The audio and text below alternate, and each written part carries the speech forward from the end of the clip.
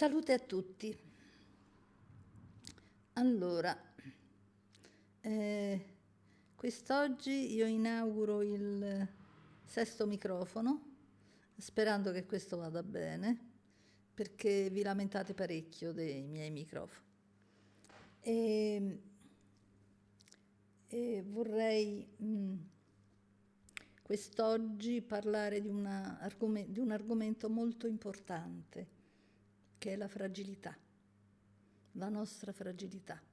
È una cosa che preoccupa quasi tutti e bisogna capire cos'è e che funzioni ha e perché ne abbiamo paura. Ok, prima di iniziare vorrei dirvi una cosa. Io credo che fra un po' sarò costretta a mettere una pubblicità. Lo farò in modo il più soft lo stesso, perché non esercitando più, io devo fare delle cure di salute piuttosto costose e che lo Stato non passa, perché non le passa, e purtroppo chi sta male, se non ha i soldi, non si può curare, il che è aberrante. E quindi prima o poi dovrò farlo, insomma, vi annuncio adesso. Comunque cercherò una pubblicità assolutamente non invasiva. E dunque,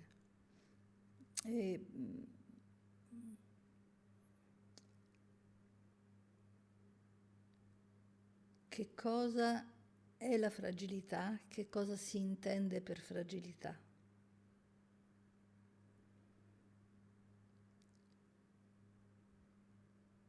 Per fragilità si intende quella parte dei nostri sentimenti che ci fa sentire fragile rispetto agli altri. Spesso i genitori dicono ai figli che sono fragili, che devono essere forti, perché così non hanno rotture di scatole. E spesso lo fanno con delle ottime intenzioni per proteggere i figli, perché se il figlio è forte si sa difendere da solo, perché loro non sanno come difenderli. È molto importante il concetto che hanno i genitori delle caratteristiche dei figli. Lo ripeto, è molto importante il concetto che hanno i genitori delle caratteristiche dei figli, perché i figli le percepiscono così come le percepiscono i genitori. Ok. Premesso questo, in genere la fragilità deriva da una sensibilità esasperata da situazioni avverse. Una sensibilità esasperata da situazioni avverse. La sensibilità è una cosa molto preziosa, infinitamente preziosa, perché è quella che ci permette di capire, volendo, noi stessi, gli altri e alcune cose del mondo.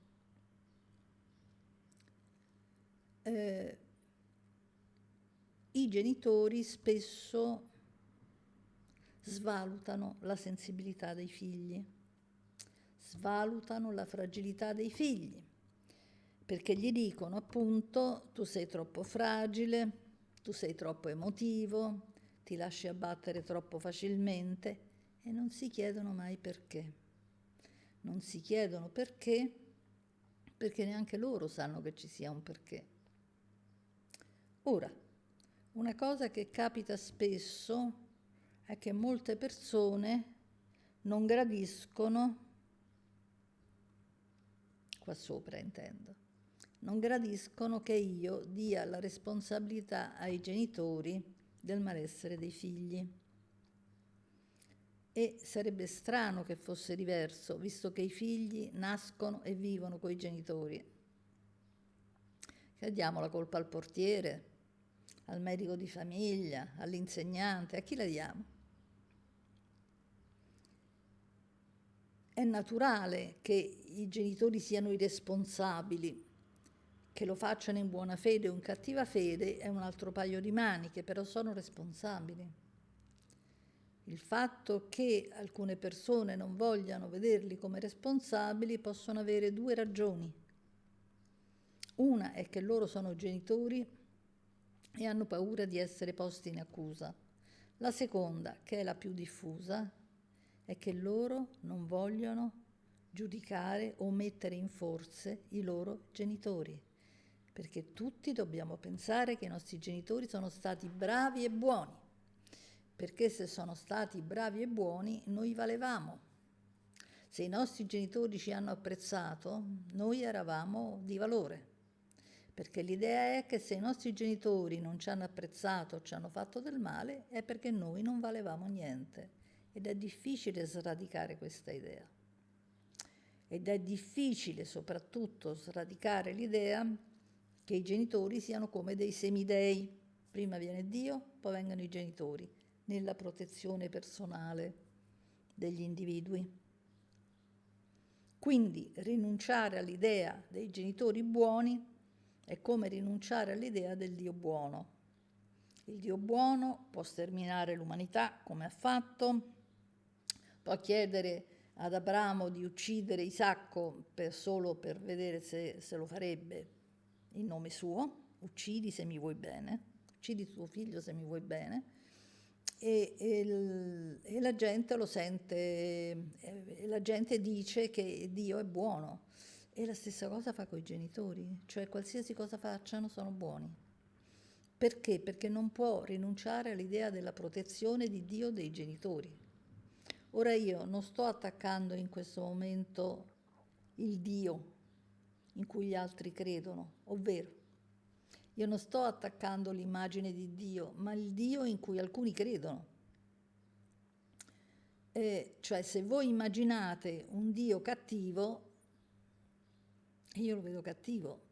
Se voi immaginate un Dio buono e mi raccontate cose dove si dice che Dio ha salvato un sacco di persone, che non ha fatto del male, eccetera, e che ha commesso degli errori creando questo mondo perché è un creatore, per cui poverino più di tanto non sapeva fare, per cui si è dimenticato, gli è sfuggito che c'erano i terremoti, i maremoti, i cataclismi, eccetera, eccetera. Se voi mi dimostrate questo, io credo che quello sia un Dio buono, potrebbe anche essere, che ne so io non so nulla, io so quello che mi dite voi, cioè dei vostri genitori e dei vostri dei, io so quello che mi dite voi e io su quello mi baso, perché io non so nulla. Ora, questa fragilità che viene condannata dai genitori e dalla società in generale è in realtà una forma di sensibilità. La fragilità è: io sono feribile se qualcuno mi dice che non valgo, che sono cattivo, che sono poco capace. Allora io soffro, io piccolo, soffro se un genitore mi dice che io non valgo, perché sento che lui non mi vuole bene, però non me lo dico. Io mi dico che io non valgo, per questo il genitore non mi vuole bene. È più accettabile l'idea di non valere, perché magari io posso fare qualcosa per valere e allora il genitore mi amerà. Se invece è il genitore che non mi ama, io non ci posso fare niente e devo vivere senza essere amato dai genitori. E ho paura di vivere con dei genitori che non mi amano.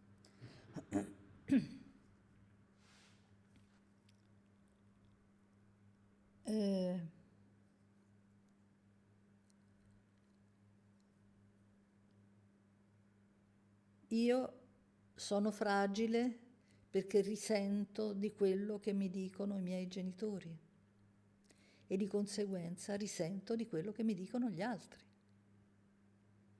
I genitori dicono: perché sei così timido? Perché mi avete spaventato. I bambini sono timidi se vengono spaventati dai genitori.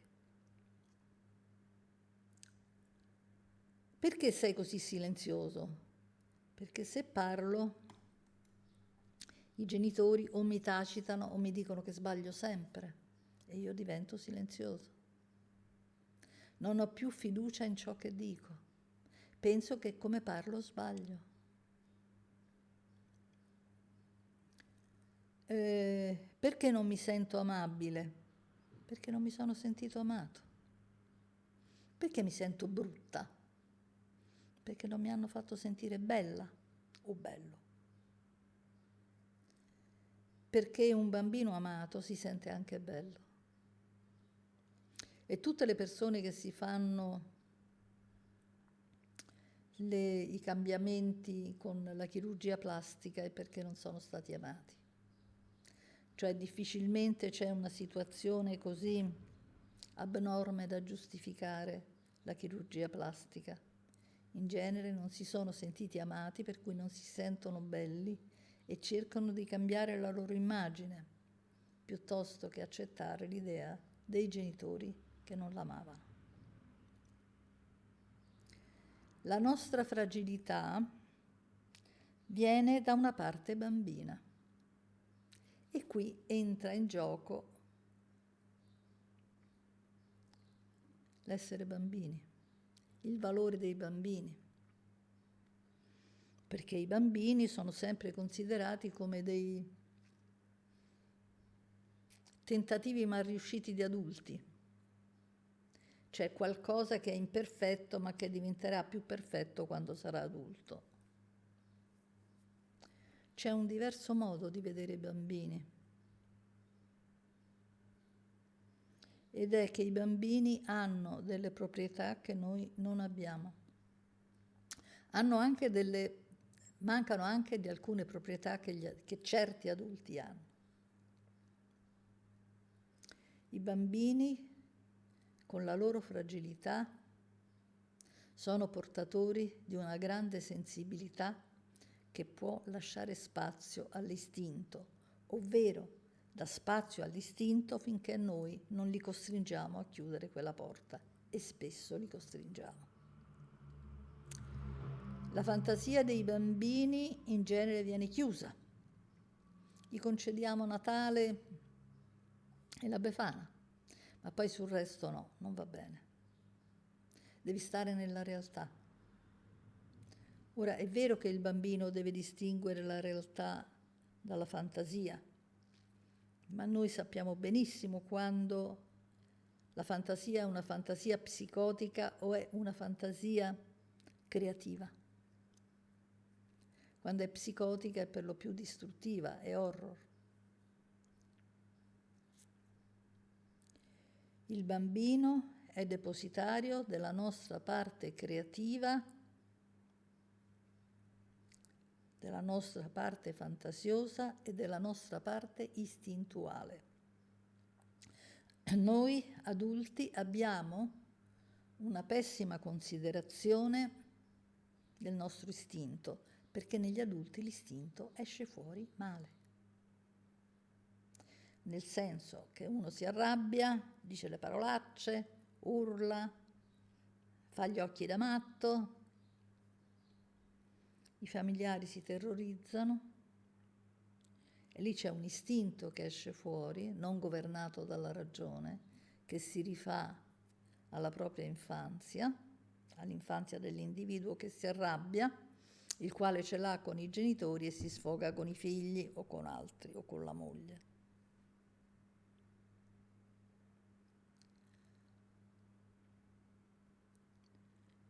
E allora quell'istinto non è sano.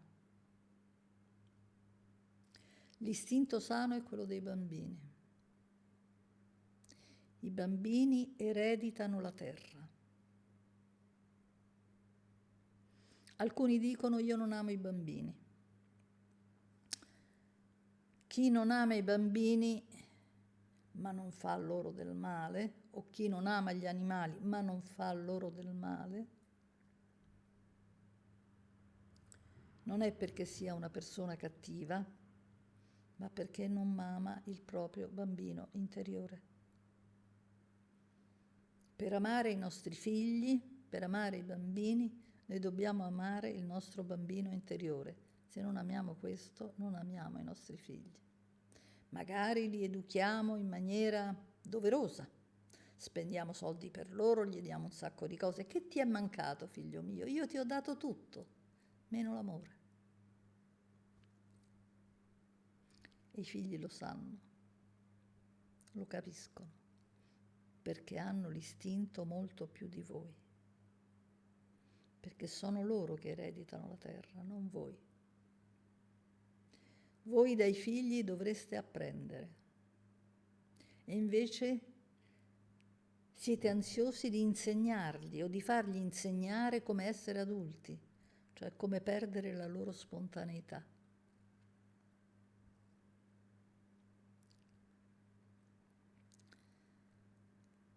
Cominciate a guardare i bambini e a capire cosa potete imparare da loro.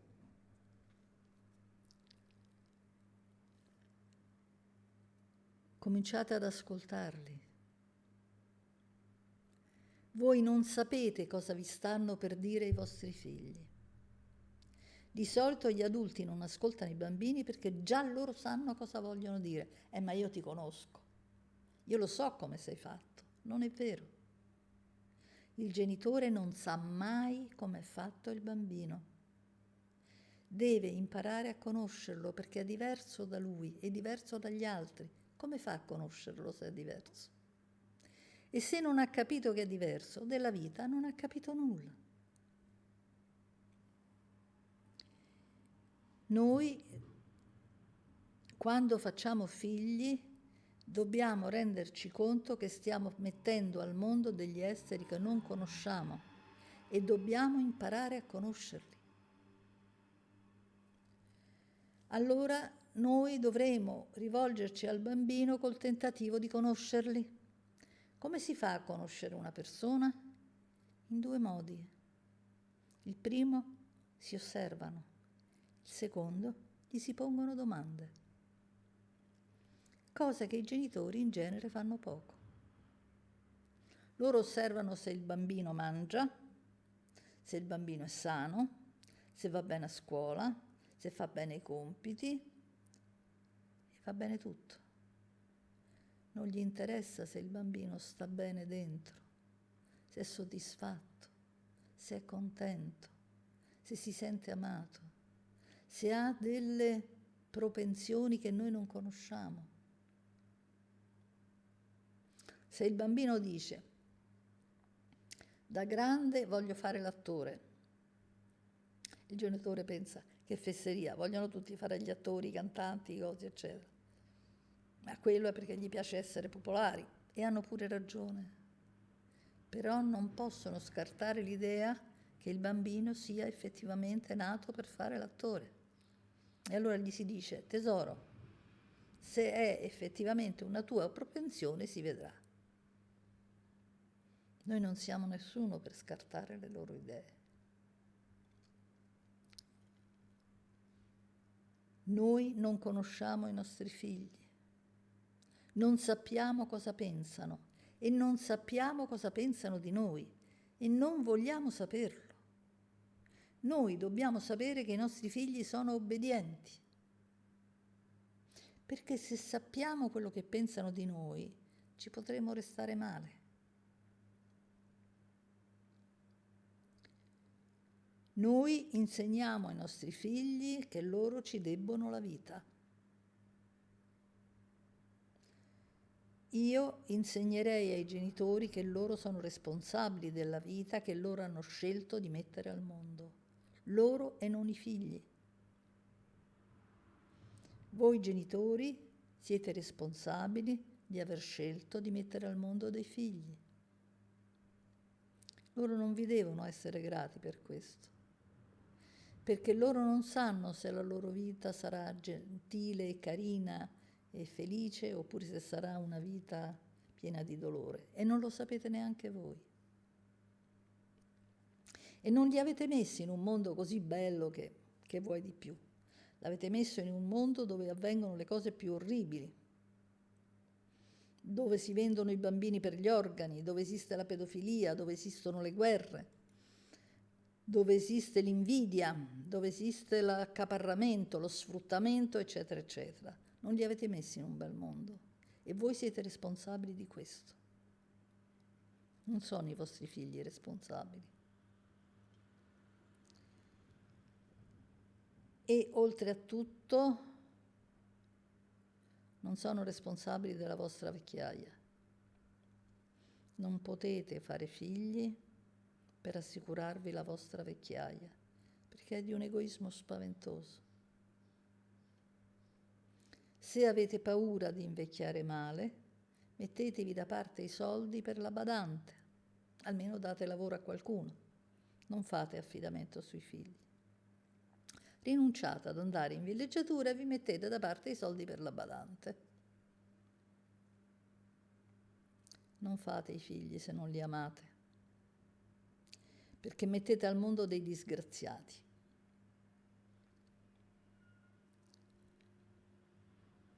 La nostra fragilità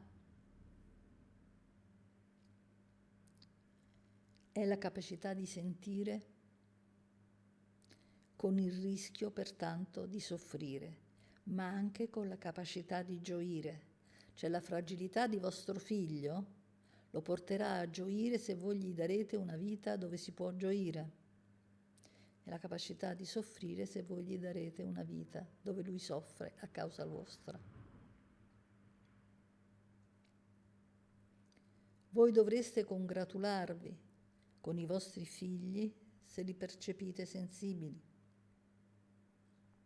perché sono capaci di comprendere. C'è una storiella che magari vi ho raccontato già, il rischio di ripetere. Voi non sapete quante cose si ripetono durante un'analisi. Il terapeuta non fa che ripetere le stesse cose, perché di 100 volte che ne dice una, all'altro gliene arriva una qua, tutte le altre gli rimangono qua. È la storia dei 7 elefantini. Una volta, quando c'erano i negozi etnici, bellissimo periodo, mi piacevano da morire. Adesso è scomparso tutto, perché le multinazionali imperano. C'erano nei negozi indiani una fila di 7 elefantini, tutti di legno e decorati, molto carini, tutti uguali, ma di grandezza a scalare. E una volta chiesi al negoziante il perché si vendevano questi elefantini in fila. E lui disse: perché c'è una leggenda.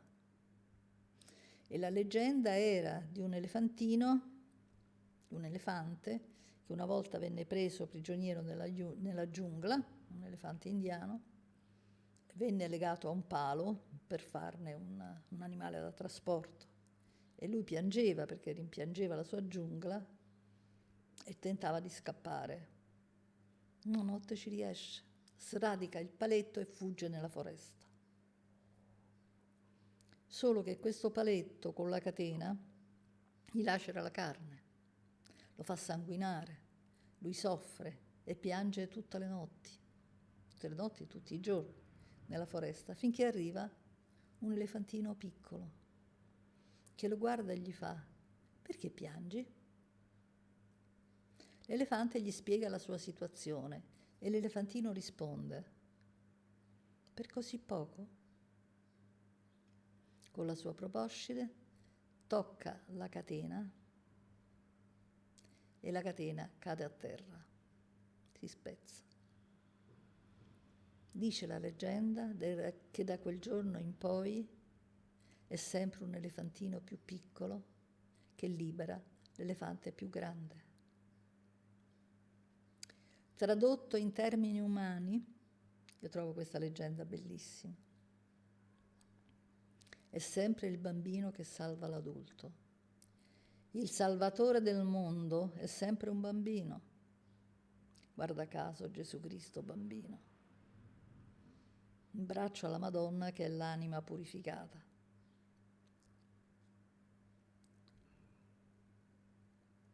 È sempre il bambino che salva l'adulto. perché chi può spegnere la mente dell'adulto non è l'adulto, ma è il bambino.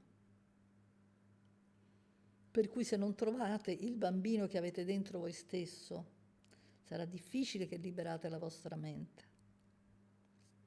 E per liberare la vostra mente occorre una parte sensibile e pertanto fragile. Ma è fragile perché viene colpita da chi sensibile non è. È fragile ma è odiata da chi odia la propria parte fragile. Allora a scuola ci sono molti bambini che, essendo stati odiati nella loro fragilità dai loro genitori, odiano i compagni che sentono fragili e li bullizzano.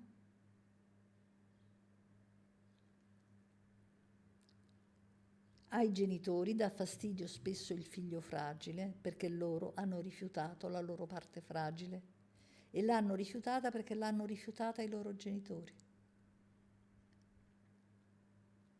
E si sono tolti la capacità di capire qualcosa di se stessi, degli altri e del mondo.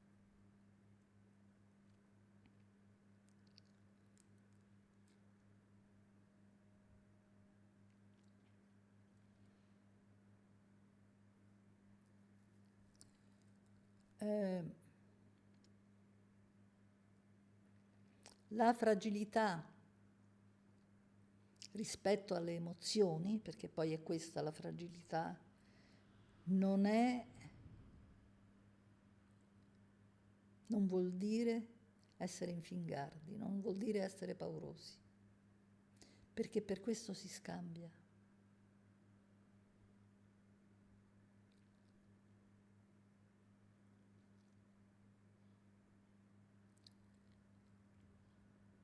Mia esperienza personale, io avevo paura di tutto e di tutti ed ho affrontato volentieri.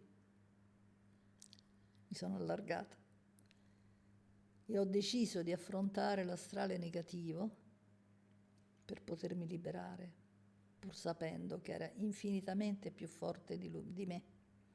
Chi dice che ha affrontato l'astrale, che è più forte dell'astrale, sta fuori di capoccia, completamente. Se uno l'ha assaggiato una sola volta nella vita, non se lo dimentica più.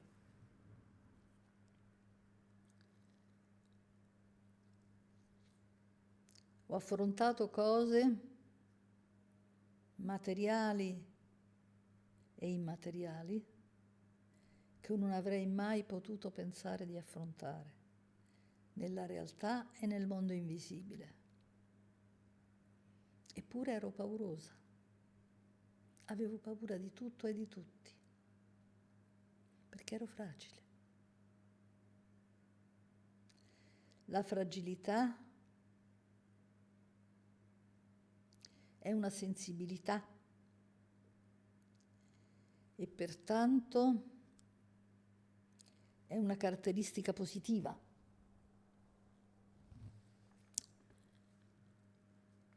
Diciamo che è una dote. Se vedete un figlio fragile, difendetelo e soprattutto fategli capire che quella loro fragilità è un dono, che il dono non è avere facoltà speciali, ci sono persone che ce l'hanno, io non ne ho, sia chiaro.